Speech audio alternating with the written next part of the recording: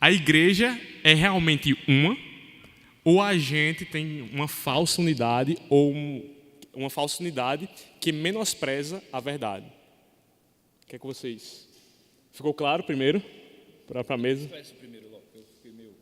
Ó, o grande quesito... Hã? Pega primeiro por Pois, certo, vamos pela primeira. Em decorrência de todas as divergências que a gente pode encontrar com relação a quesitos doutrinários, a confissões de fé, nesse aspecto, a igreja ela é uma, e por que há tantas divergências nesse quesito? Pode começar, era o intuito agora, você pode ficar à vontade. Porque eu queria logo começar questionando a pergunta. Porque isso é uma coisa bem comum, sabe? Esse tantas divergências. Mas nas igrejas tradicionais, né, que vem lá da Reforma, nós temos algumas, eu até diria, poucas divergências em relação à eclesiologia. Não são tantas assim. E a pergunta está, assim, meio que espantando a gente. Certo. Entendeu? Nós temos divergências, sim. Né? Por exemplo, a questão da sistemática de governo da igreja. Né? Você tem a sistemática episcopal, você tem a linha reformada, você tem o sistema congregacional. Né? Então, tem algumas divergências, né? no papel até dos oficiais em cada um desses. Então, mas não são tantas. Eu, sinceramente, eu não vejo tantas. Eu não sei a opinião, né, dos demais colegas aí. Então, o primeiro ponto é esse. Né? Agora, aí que vai... isso aí, a razão de ser é porque, por exemplo, quando aconteceu a reforma, primeiro que a reforma, ela não foi só a reforma do século XVI. É bom que fique claro isso. Né? Ali foi o ápice, né? Onde tivemos o grande destaque da figura de Martinho Lutero, mas esse movimento de reforma na igreja, inclusive até reforma na própria igreja católica também teve. Né? É uma coisa interessante que eu estava lendo um livro de história e falando disso.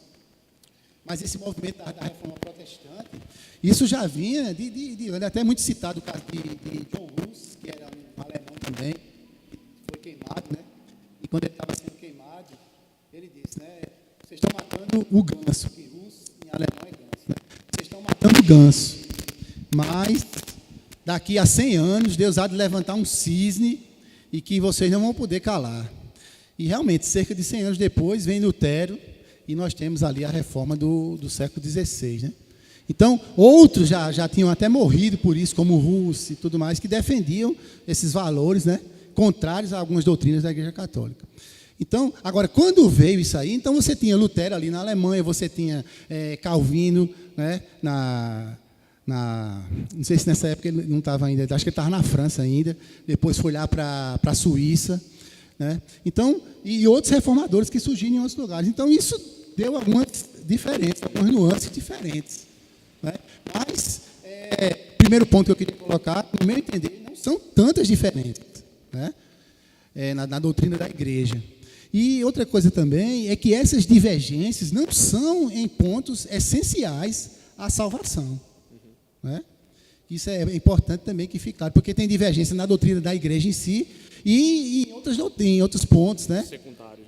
Também, mas nenhum desses pontos das igrejas reconhecidamente evangélicas, protestantes, nenhum ponto é em ponto que vai afetar a questão da salvação. Né? Todos cremos na salvação pela fé em Cristo Jesus, unicamente pela fé em Cristo Jesus, né? E nada de obras. Né? Nós cremos nas Escrituras, como a palavra de Deus. Então, os pontos de divergências existem, né? Na doutrina da igreja, especificamente, não vejo como sendo tantos. Né? Agora, em nenhum caso, são pontos que vão afetar a condição da nossa salvação. Já? Porque tem os 3 minutos, né? Eu nem me lembrei disso. Foi mal. Eu esqueci. É porque aqui o coordenador está generoso, aí vamos embora. Então, resumidamente, é isso. Em relação à pergunta, de fato, no sentido espiritual, a igreja é uma. E quando eu falo no sentido espiritual, no sentido dela ser composta por todos aqueles que são salvos, todos aqueles que passaram pelo processo de regeneração. É nesse sentido que Paulo, inclusive foi citado aí como um dos textos da exposição, lá em Efésios capítulo 4, ele diz o seguinte, Efésios capítulo 4, versículo 4, há somente um só corpo e um espírito, como também fostes chamados, numa só esperança da vossa vocação, há um só Senhor, uma só fé, um só batismo, um só Deus e Pai de todos, o qual é sobre todos, age por meio de todos e está em todos. Então, sob o ponto de vista espiritual, orgânico, como gostam de dizer os teólogos, a igreja é uma só. Por quê? Porque ela é composta de todos quantos são salvos em Cristo Jesus, quer os da presente existência, quer aqueles que já viveram no passado, quer aqueles que se converterão no futuro. E aí a gente tem aquela visão de igreja triunfante, igreja universal em relação à eternidade. Então, nesse sentido, no sentido orgânico, no sentido espiritual, a igreja é uma só. Porém, sob o ponto de vista institucional, daquilo que a gente vê como, percebe como igreja visível, aí ela vai ter as suas diferenças. E aí, que diferenças são essas? Pegando um pouco aí do que Fábio falou, né? Não vão ser divergências ou diferenças naquilo que é essencial. Existem determinados conceitos, existem determinadas doutrinas que elas devem ser comuns para todos aqueles que são salvos. As Escrituras Sagradas, como palavra de Deus, a ação de Deus na salvação. Então, nós temos aí uma linha de pensamento e doutrina que nos une, inclusive como igrejas diferentes sob o ponto de vista institucional.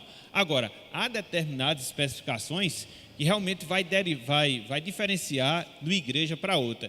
Infelizmente, hoje, essas divergências, essas diferenciações, elas estão se tornando cada vez maiores. Mas no passado ela não era assim. Fábio falou a questão do período da Reforma Protestante. Basicamente, você tinha ali 4 ou 5 denominações. Você tinha os congregacionais, os independentes, os luteranos, os anglicanos, os presbiterianos, os batistas, mais 1 ou 2 denominações. E basicamente na doutrina elas eram iguais, divergia em algumas especificações práticas em termos eclesiásticos, como forma de governo, forma de batismo, mas em si as doutrinas eram as mesmas. E se você puxa um pouco, né, eu estava até falando para os alunos agora, antes de vir para cá na aula, se você vai para os primeiros séculos, aí que você encontra essa unidade, mesmo na igreja diversificada. Por quê? Porque essa unidade se baseava nesses pontos centrais da fé.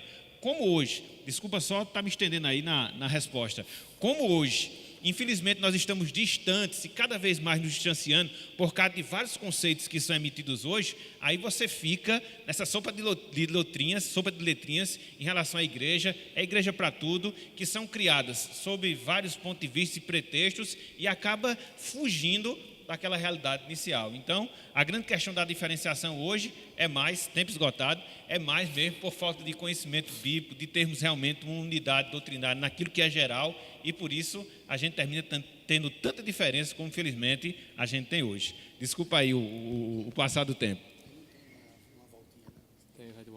Vai terminar com pode ir. Vai ter a volta que eu vou. Vamos lá. E agora, hein? Depois dos presbíteros. Aí ficou o teólogo. Agora... Licenciado aí, só aumenta. É uma pergunta, para mim, é uma pergunta bem difícil. É uma pergunta bem difícil para mim. Embora eu tenha uma percepção, e eu vou expô-la aqui, eu também não tenho uma resposta conclusiva, já adianto, certo? Eu, de minha parte mesmo, não tenho um pensamento fechado sobre como responder essa pergunta. Bem, continuando o que o pastor falou aqui, quando ele aponta a questão da falta de conhecimento, e isso sendo um motivador para essas diferenças, e diferenças eu acho que mais no sentido de, não igreja orgânica, né, mas as denominações, as várias instituições que existem de cunho evangélico. Por que tanta divergência? Não sei se foi com essa intenção que foi feita a pergunta. Então, se a igreja é uma, organicamente, por que existem muitas denominações? Talvez era nesse sentido a pergunta, né? Eu vou dar a minha resposta, que eu considero parcial, a partir de uma ilustração que eu tomarei como ilustração o próprio texto bíblico, que fala de um outro assunto, mas que, como ilustração, eu aplico como uma possível resposta ou parte de resposta para essa pergunta, que é o texto de Mateus, capítulo 19. Quem puder acompanhar, por favor, abram lá o texto. Mateus, capítulo 19, quando fala do divórcio.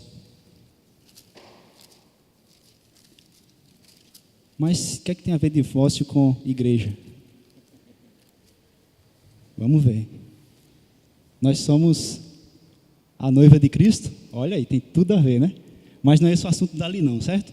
Mas, vamos lá.